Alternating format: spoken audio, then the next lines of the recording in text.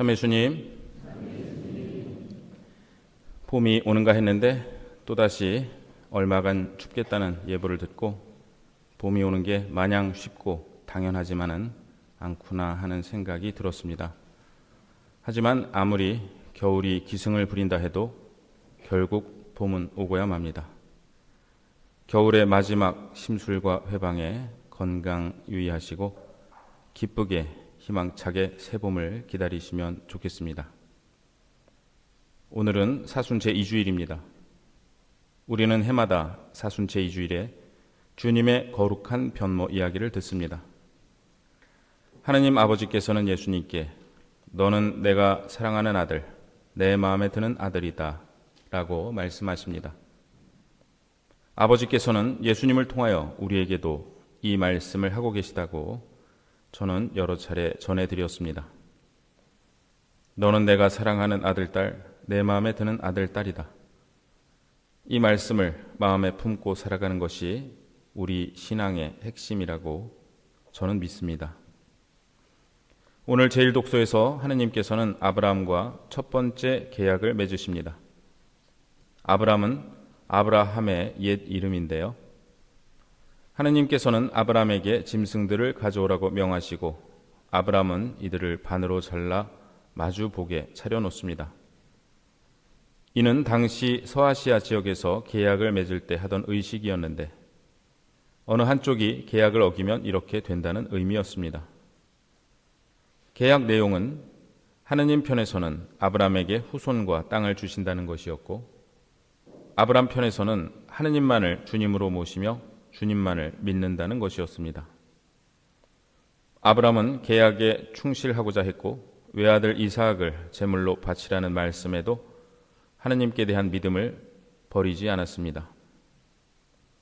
한편 하느님께서는 아브라함에게 약속하신 대로 후손과 땅을 주셨는데 바오로 사도는 후손들이라는 복수형이 아니라 후손이라는 단수형이 사용되었음을 지적하며 그 후손은 예수 그리스도이시라고 해석합니다.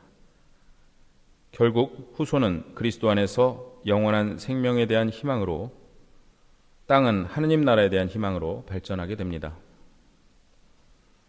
오늘 복음에서 예수님께서는 세 제자를 데리고 기도하시러 산에 오르십니다. 예수님께서 기도하시는데 그 얼굴 모습이 달라지고 의복은 하얗게 번쩍입니다. 이는 하느님과 말씀을 나눌 때 얼굴이 빛났던 모세를 떠오르게 하는 한편 하느님의 옷이 눈처럼 희었다는 다니엘서의 말씀을 떠오르게 합니다. 예수님께서 새로운 모세이시고 다니엘서가 예언한 메시아이심이 드러납니다. 이어서 율법과 예언서를 상징하는 모세와 엘리야가 나타나 예수님과 이야기를 나눕니다. 그들은 예수님께서 예루살렘에서 이루실 일, 곧 세상을 떠나실 일을 말하는데 이 일이 바로 율법과 예언서의 완성이고 새롭고 결정적인 출애굽입니다. 잠에서 깨어난 베드로는 예수님께 스승님, 저희가 여기에서 지내면 좋겠습니다. 저희가 초막 셋을 지어 하나는 스승님께, 하나는 모세께, 또 하나는 엘리야께 드리겠습니다. 라고 말씀드립니다. 이스라엘 백성에게는 초막절 축제가 있었는데요.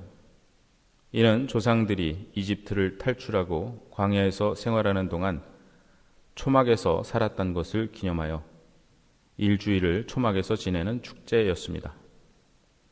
베드로의 말은 이 초막절 축제를 배경으로 하고 있습니다.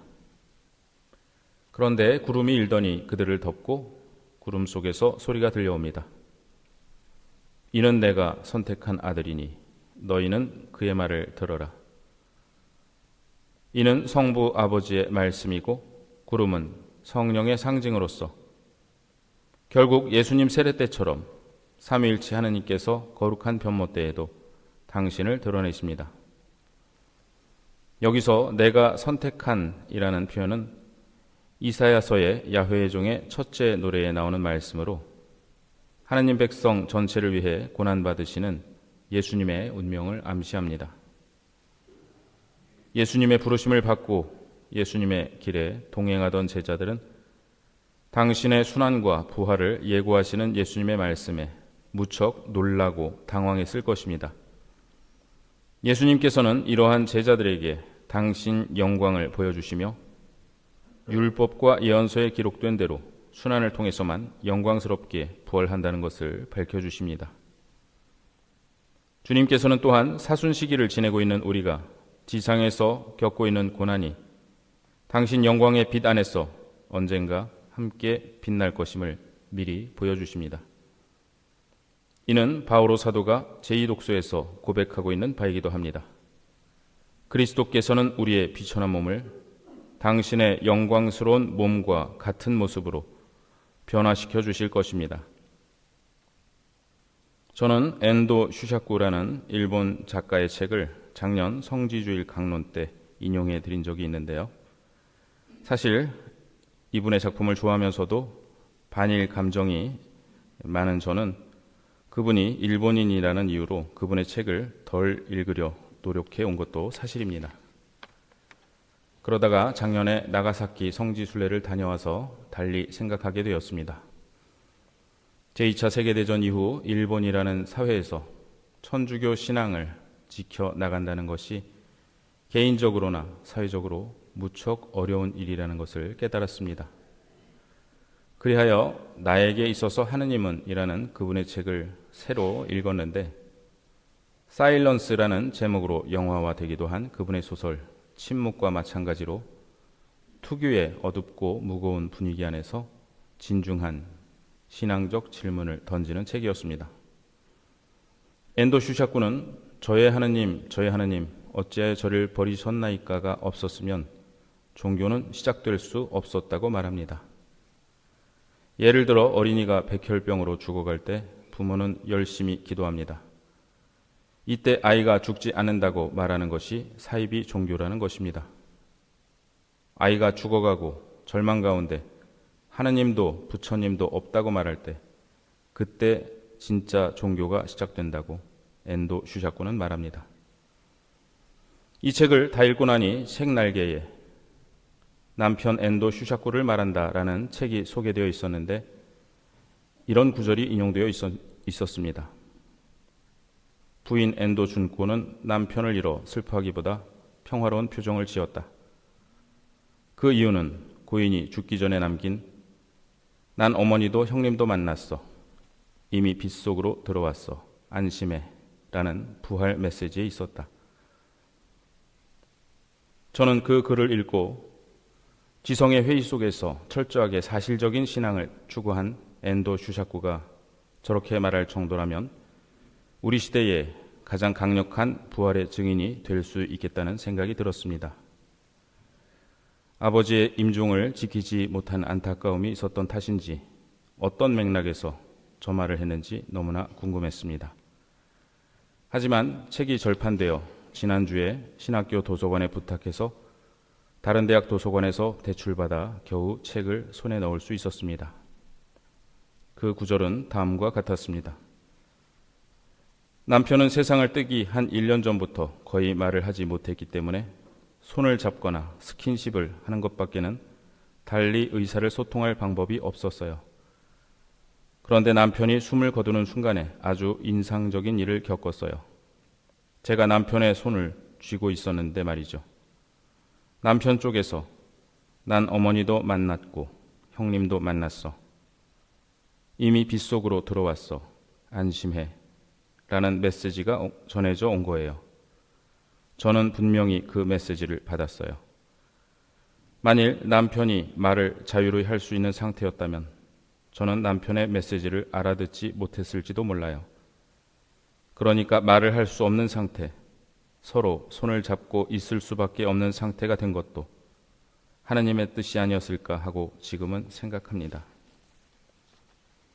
저는 제 마음을 두드렸던 구절이 그가 직접 한 말이 아니라는 사실에 실망하였습니다.